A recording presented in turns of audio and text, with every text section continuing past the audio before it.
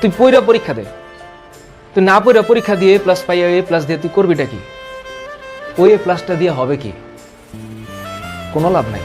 পইরা পরীক্ষা দিয়ে এ প্লাস পা, আর যদি এ প্লাস নাও পাও তাতেও সমস্যা নেই, কোনো ব্যাপার না, ব্যাপার পরে দেখা যাবে।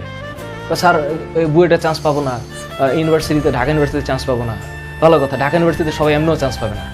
বাংলাদেশে যদি 20,000 ধরো যে 1 লাখ গোল্ডেন এ প্লাস পায়, ধরো তো 1 লাখ কি বুয়েটে চান্স পাবে? আর বুয়েটে চান্স না পেলে কি ওদের জীবন শেষ হয়ে যাবে?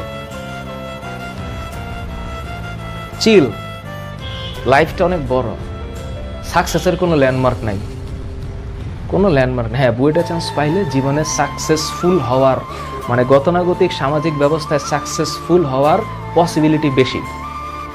আমাদের সমাজ ব্যবস্থায় একটা ঢাকা ইউনিভার্সিটি স্টুডেন্ট যে একটা পার্টে থাকে আর একটা ন্যাশনাল ইউনিভার্সিটি স্টুডেন্ট সেই পার্টে থাকতে পারে না, কারণ সমাজে তাকে ডিভাইড করে দিয়েছে। এটা একটু খুব ভালো, এটা একটু খুব খারাপ। কিন্তু কে জানে ন্যাশনাল ইউনিভার্সিটির ওই ছেলে ঢাকা ইউনিভার্সিটি থেকে বহু গুণে ফাটাই দিতে পারে মারাত্মকভাবে।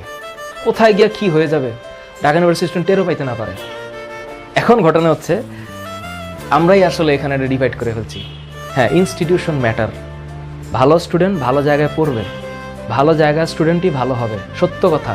ইনস্টিটিউশন ফ্যাক্টর, কিন্তু ওই স্টুডেন্টই, ওই ইনস্টিটিউশনই একমাত্র সলিউশন না, আরও সলিউশন আছে জীবনে।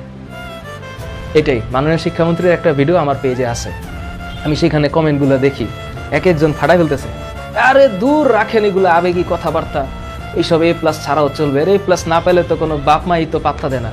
ওইসব বাবা মাই তো আর একটা প্রবলেম, ওইসব বাবা মাই তার একটা প্রবলেম, কারণ এইসব বাবা মা বাচ্চাদেরকে মেন্টাল টর্চার করে। আমি জানি, আমার জীবনে আছে, নিজেই প্রুফ আছি, কিন্তু এগুলো সমস্যা, ডেঞ্জারাস প্রবলেম।